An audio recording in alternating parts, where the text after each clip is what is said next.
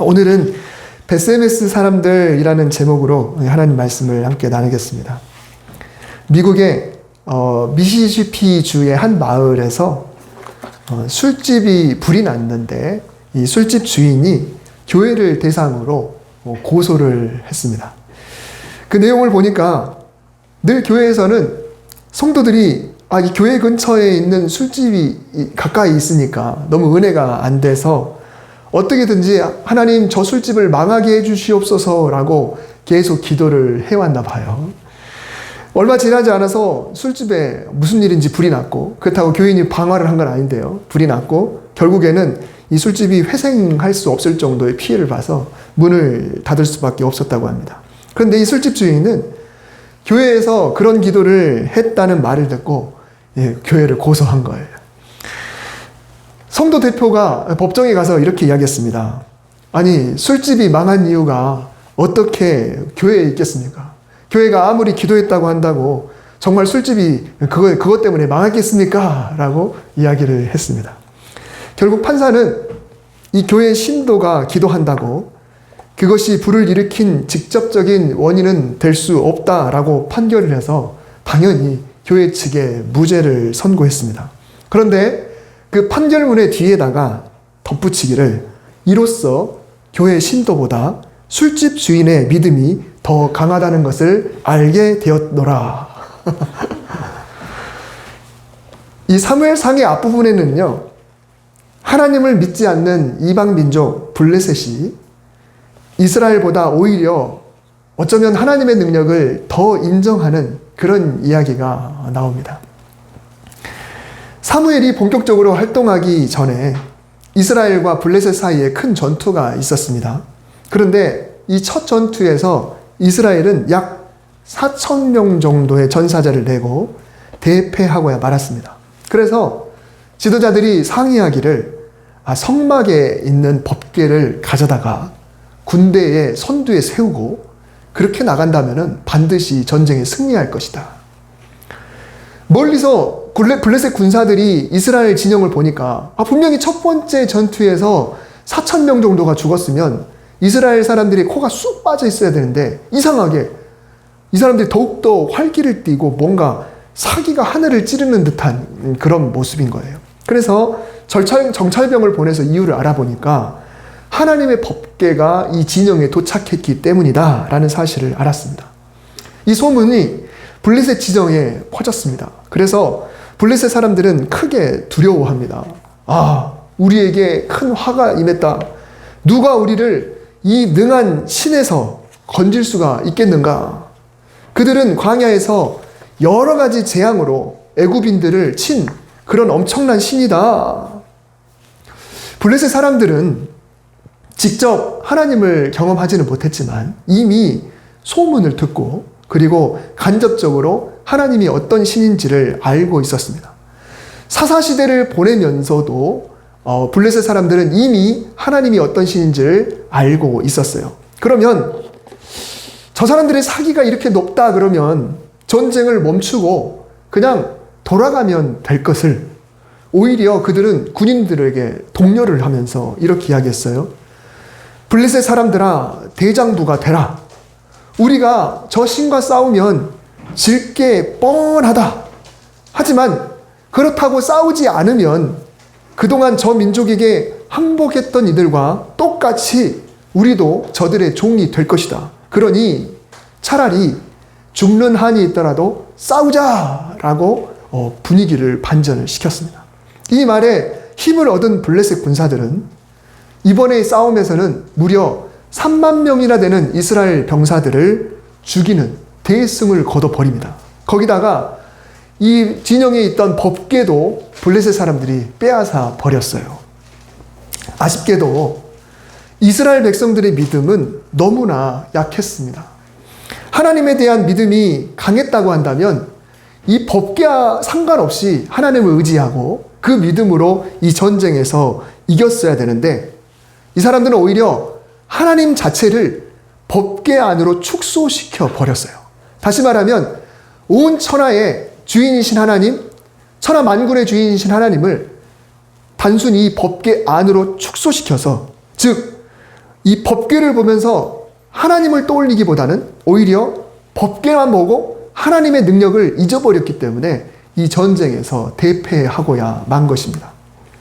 그런데 블레셋은 법궤를 보면서 오히려 하나님을 생각했습니다. 싸우면 뻔히 질 것이라고 생각했고, 종이 되느니 차라리 싸우다 죽자, 말 그대로 그냥 우리는 어차피 저들과 싸우면 하나님이란 신 때문에 저라고 단정을 짓고 그냥 싸우다 다 죽어버리자라고 전쟁터에 나갔던 겁니다. 하나님이 블레셋 사람들을 입장에서 놓고 보면 적들의 신이지만, 그러나 그 신이 얼마나 위대한지 그것을 알고 있었다는 거예요. 신앙인은 아니지만 하나님의 전능하심에 대해서 오히려 블레셋 사람들이 인정을 하고 나아가는 겁니다. 블레셋이 하나님을 인정한 두 번째 이야기가 곧바로 이어지는데요. 이 전쟁에서 빼앗은 법궤를 그들의 마을 어느 곳에 가져다가 산당에다가 옮겨놨어요. 그 산당에는 그들이 믿는 신 다곤이라고 하는 신상이 있습니다. 근데 거기다가 놔뒀는데 날이 바꿔 놨더니 다곤 신상이 넘어져 있는 겁니다. 이상하다. 이게 왜 넘어가 있지? 라고 해서 다시 그걸 세워놨더니 다음날 됐더니 이번에는 넘어지고 또 목까지 그냥 부러져 있는 그런 모습을 보게 된 거예요. 근데 그게 다가 아니라 그 마을 사람들의 몸에 악한 종기가 나기 시작한 겁니다. 그래서 이거 뭔가 이상하구나 라고 생각하고 이 법궤를 다른 마을로 한번 옮겨보았습니다.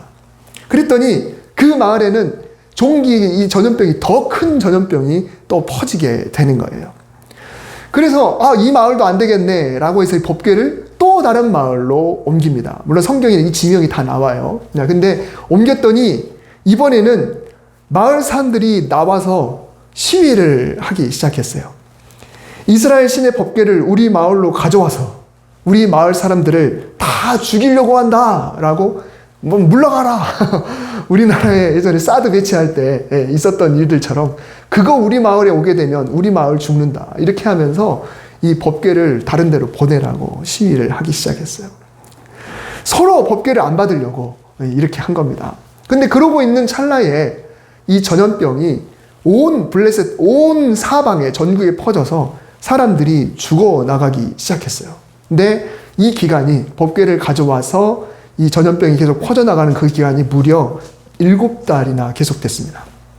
그래서 이 대표자들이 그들이 믿는 종교의 제사장들과 술사들, 다시 말하면 오늘날로 말하면 무당들을 불러다가 이 일을 어떻게 하면 좋을까라고 상의를 했습니다. 그랬더니 이 무당들이 방법을 알려주는데, 먼저는 이스라엘의 신에게 사죄하는 의미로 제물을 준비하라. 무슨 제물이냐면 산 짐승이 아니라 금으로 이 종기 모양을 만들어요. 만들어서 그걸 5개를 만들고, 그리고 금으로 쥐 모양을 만들어요. 그래서 그거를 상자에다가 담습니다. 굉장히 이게 금으로 이렇게 이런 것들을 세밀하게 만들어서 어떤 영적인 의미를 담고 싶었던 건데, 그걸 상자에다 담고 그 다음에는 수레를 하나를 만들어요. 그리고 그 수레에다가 법궤를 올립니다. 그리고 이 금으로 만든 종기 그리고 금쥐 이걸 담은 상자 하나를 수레에다가 상자를 담아서 수레에다가 그것도 얹었어요. 그리고 나서 지금까지 단 한 번도 멍에를 메어보지 않은, 한 번도 이 일을 안 해본 이 암소 2마리를 준비합니다. 이 암소가 지금 젖이 나와요. 젖소는 아닌데 젖이 나요. 다시 말하면 새끼가 지금 태어난 지 얼마 안 된 이 암소 2마리를 준비해서 이 수레를 끌게 합니다. 그런데 수레를 끌으면 당연히 사람이 이 소를 몰아야 되는데 사람은 빠져요. 사람 빠지고 이 수레만 이스라엘 땅에 베세메스라고 하는 그 마을을 향해서 보냅니다. 그러면서 만일 이 소들이 우리가 인도하지 않았지만 만약에 곁길로 빠지지 않고 저기로 고스란히 갔다, 그대로 갔다, 그러면 그동안 했었던 일이 우연이 아니라, 다곤 신상이 무너지고 전염병이 있는 것이 우연이 아니라 하나님이라고 하는 그 신이 한 일이고, 만약에 저 소리가 곁길로 빠지면 그동안에 있었던 일은 그냥 우연이었고 그냥 우리 족속에게 전염병이 돈 것뿐이다 라고 이렇게 결론을 짓자라고 했던 것이죠. 하나님을 섬기지 않는 블레셋 사람들은 지금 이 수레를 놓고 테스트를 하고 있지만 사실 그들 마음속에는 이미 이거는 하나님이라는 신이 개입했다는 것을 이미 믿는다는 전제하에 이 일을 한 거예요. 만약에 그게 아니라면 굳이 이런 일을 할 필요가 없는 거죠. 근데 일부러 거기다 재물까지 담아서 이제 다시 말하면 잘못했으니 용서해 주시고 이만 가세요 라고 하는 그런 마음이 이 속에 담겨 있었다는 거죠. TV 토론하는 프로들을 종종 보면요, 이 말하는 이가 자기 논리를 어느 정도 확신하고 있는지를 우리가 금방 알 수가 있습니다. 그 사람의 말, 그리고 그 사람의 행동, 얼굴, 표정, 이것만 보면 어떤 경우는 저 사람이 자기 논리를 펴기는 하지만 자기 자신조차도 그 논리를 확신하지 못해서, 그것을 감추지 못해서 이러지도 저러지도 못하는 그런 표정들을 우리가 보게 됩니다. 그러니까 어떤 사람은 내 주장을 확신해서 그걸 자신있게 이야기하지만 어떤 사람은 자기도 말하다가 논리에 밀리면서 생각해 보니까, 듣고 보니까 내 논리가 안 맞는구나. 그렇지만 이 논리에서 질 수는 없으니까 어쩔 수 없이 토론을 이어가는 그런 사람들의 모습을 보게 되죠. 여러분, 신앙도요, 어설픈 신앙은 자신 없게 마련입니다. 세상의 말과 공격에, 그리고 주변 사람들과 대화하면서 내가 믿는 하나님에 대해서 내가 어느 정도 신뢰하고 있느냐에 따라서 자신감이 다르게 나타나게 되어 있습니다. 나조차도 어설프게 믿는데 어떻게 남을 설득할 수 있을까? 우리가 하나님을 믿는다면 막연한 신앙이 아니라 뭔가 강력한 신앙이 있어야 합니다. 내가 믿는 하나님, 그분의 전능하심 앞에 나조차도 맡기지 못한다 라고 한다면 내가 누군가에게 어떻게 자신 있게 말할 수가 있겠습니까? 우리 때로 하나님도 어쩔 수 없습니다 라고 말할 때가 있습니다. 이것은 하나님의 능력과 섭리를 신뢰하지 못하기 때문에 하는 말인데요. 여기서 말하는 하나님의 능력이란 뭐냐면 지금 당장 내가 당면한 그 문제를 해주실 만한 그 능력을 말하는 게 아니에요. 물론 하나님은 그런 능력도 있으십니다. 그런데 하나님의 능력이라는 것은 뭐냐면 나에게는 바로 앞에 있는 그 문제 자체, 이것을 해결해주는 그런 능력보다도 하나님이 가장 선하신 뜻 안에서 하나님이 이루어 주실 그 섭리를 믿는 것입니다. 하나님의 능력은 내가 원하는 이 기도 제목을 그대로 들어주실 수 있다라고 하는 그런 능력이 아니라 내가 하나님께 구하는 이 기도 제목을 넘어서서 하나님이 가장 선하신 그 섭리 가운데 인도해 주시는 그것이 최고입니다라고 하는 그것을 믿는 것이 바로 하나님의 능력을 믿는다는 거예요. 그러므로 나는 하나님을 믿습니다 라고 우리가 정확하게 말할 수 있어야 되는 거예요. 그분이 하실 일을 믿습니다. 그분이 하실 일을 믿습니다. 내 생각으로는 지금 이게 최선이지만 하나님이 하실 일, 그분이 내 뜻을 하나님 당신의 뜻을 이루어 주실 것을 믿습니다. 하나님이 하실 일이 가장 선하신 방법이라는 것을 내가 믿습니다. 이것이 바로 나는 하나님을 믿습니다 라고 하는 말입니다. 하나님을 모르는 사람들도 교회가 어떤 존재이며 또 교회는 무엇을 해야 되는지, 또 참 성도라고 한다면 어떻게 살아야 되는지를 어느 정도는 다 알고 있어요.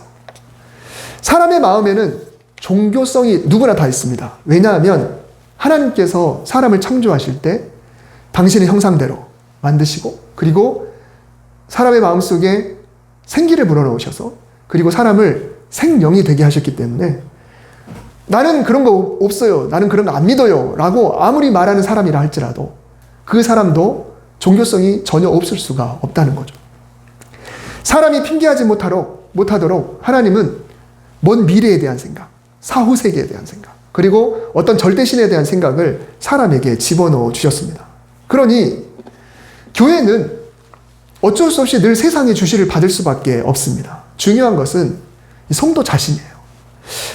이 성도의 믿음이 세상 사람들이 말하는 그런 막연한 그런 종교성, 그리고 그런 믿음, 그리고 하나님에 대해 그저 막연하게 알고 있는 그런 것들보다 우리 성도의 믿음이 못해서는 안 되는 것이죠.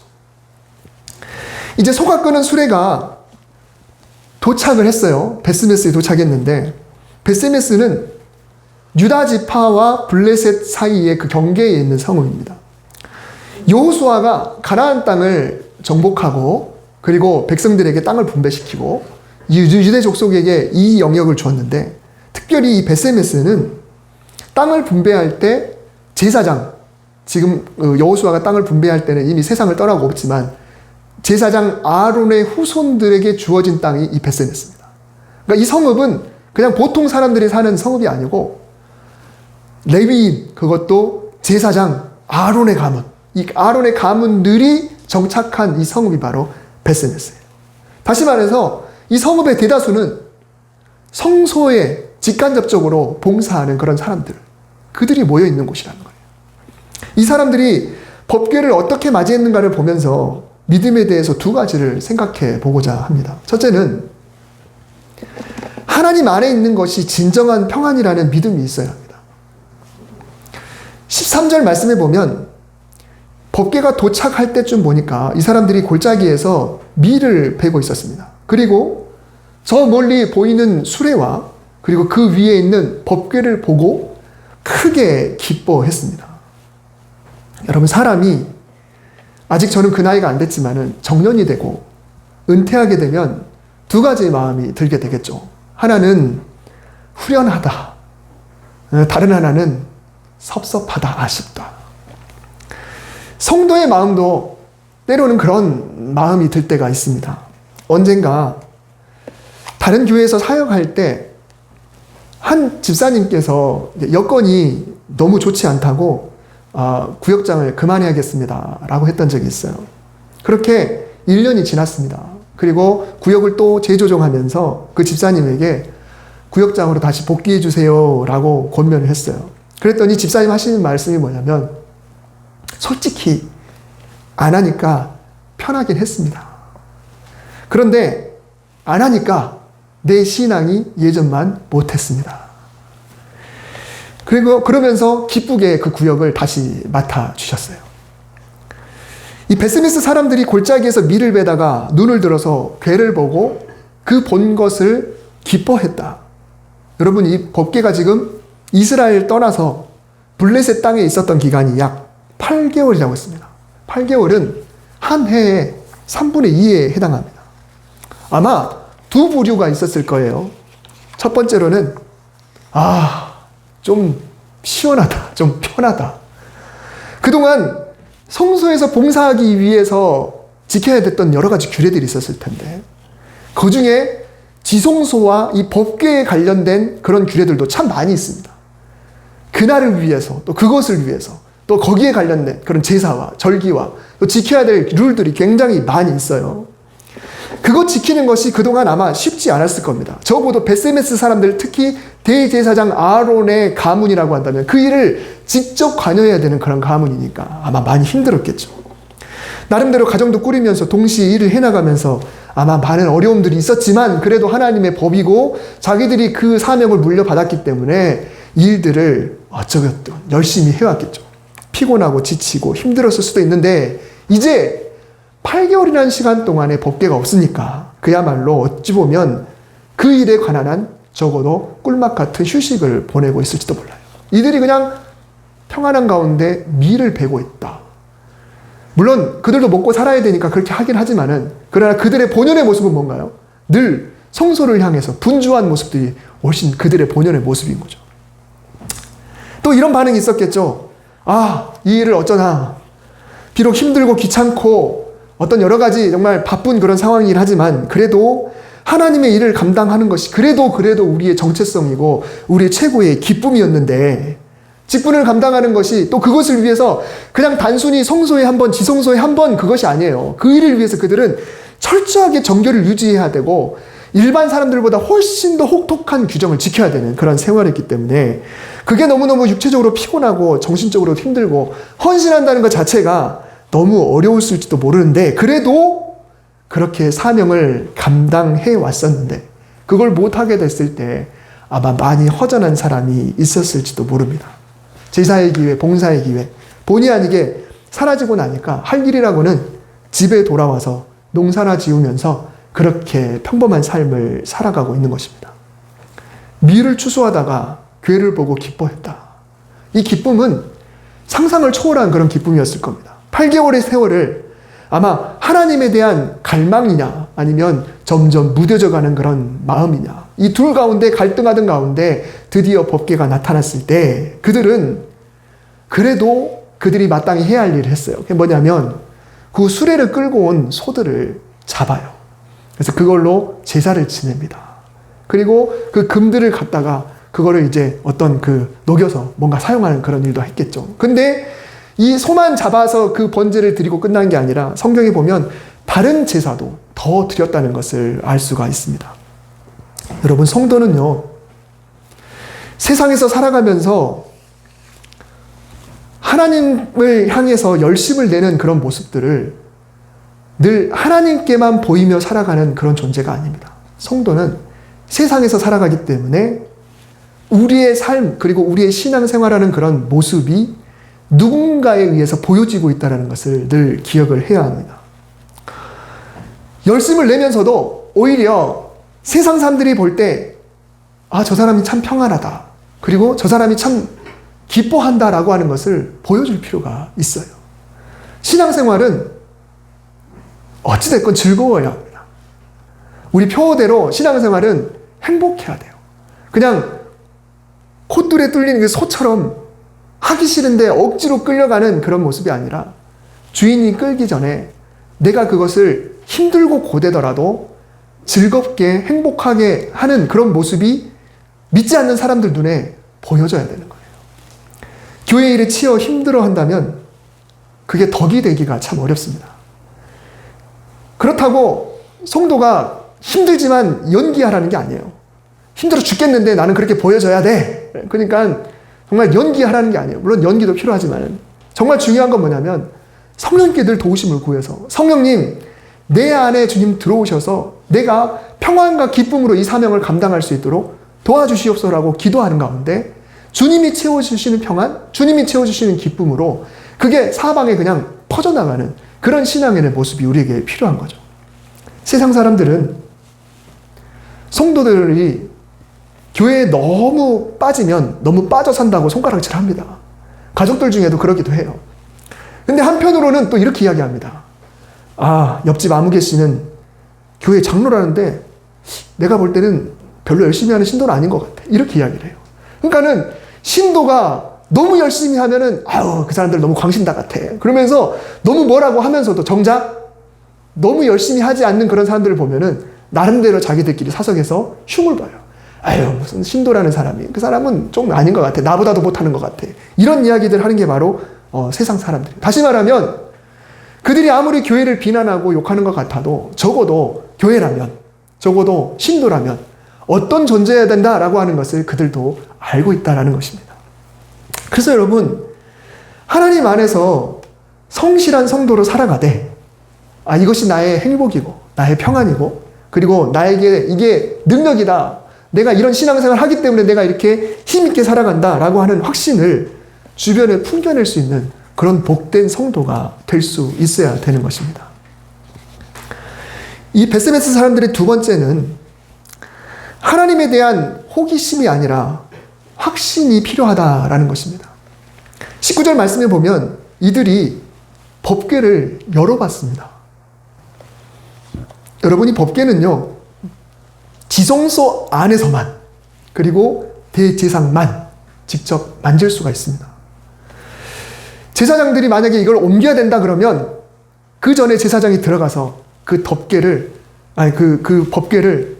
천, 그리고 가죽 이런 걸로 덮어요. 그것도 순서가 다 있습니다. 다 덮은 다음에 그 법궤에다 직접 손을 대지 않기 위해서 이 법궤 사방에 있는 고리에다가 막대기를 쑥 끼워서 직접 내 손이 닿지 않고 막대기를 잡고 고아 자손이 이것을 서로 짊어지고 옮겨야 되는 거예요. 이게 법궤입니다. 아무나 만져서는 안 되는 거예요. 그런데 이 사람들이 지금 드디어 기회다.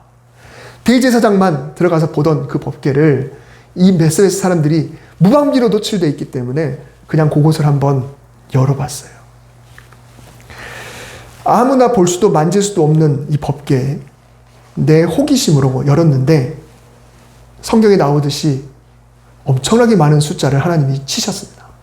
물론 여기 오만의 괄호가 있다는 것은 어떤 사본에는 있고 어떤 사본에는 없기 때문에 이 괄호를 쳐놓은 거예요. 어떤 사본은 아마 70명이라고 써 있어서 거고 어떤 사본에는 5만이라는 말도 있기 때문에 이게 어떤 게 맞은지 정확히 몰라서 괄호를 쳐놨는데 어찌됐건 이들은 하지 말아야 될 일을 했던 것입니다. 여러분 신앙은요 호기심이 아니라 믿음입니다. 호기심의 이면에는 정말 그런가? 혹시 안 그런 건 아닌가? 라고 테스트해 보려는 그런 마음이 있습니다. 하나님에 대해서도 마찬가지예요. 적당한 호기심은 유익할 수도 있지만은 확실한 것에 대한 호기심은 좋지가 않습니다. 그러니까 우리가 신앙생활하면서 성경에 대해서 말씀에 대해서 호기심을 가져요. 이거는 무슨 뜻일까? 이건 옳은 것인가? 이건 역사적으로 어떤 사건이었을까? 이건 어떻게 해석해야 될까? 이런 호기심은 맞습니다. 하지만 확실한 것에 대한 호기심, 하나님에 대한 호기심? 여러분, 하나님은 확실한 절대잖아요. 성경은 절대 진리잖아요. 먹어서 독이 된다라고 발표됐으면 그거는 호기심을 가질 사람이 없죠. 먹으면 죽으니까. 지금도 해도 되는 일이 있는 반면 꼭 해야만 하는 일이 있고요. 또 안 해도 되는 일이 있는가 반면 절대로 해서는 안 되는 그런 일들도 있습니다. 신앙생활에서도 그래요. 우리가 절대 타협할 수 없는 것, 꼭 지켜져야 하는 것, 반드시 순종해야 하는 것이 있다고 한다면 그건 바로 하나님의 말씀이라는 것입니다. 사람의 말, 그런 경험, 이런 것을 넘어서서 우리가 절대로 넘어서지는 말아야 될 하나님의 말씀.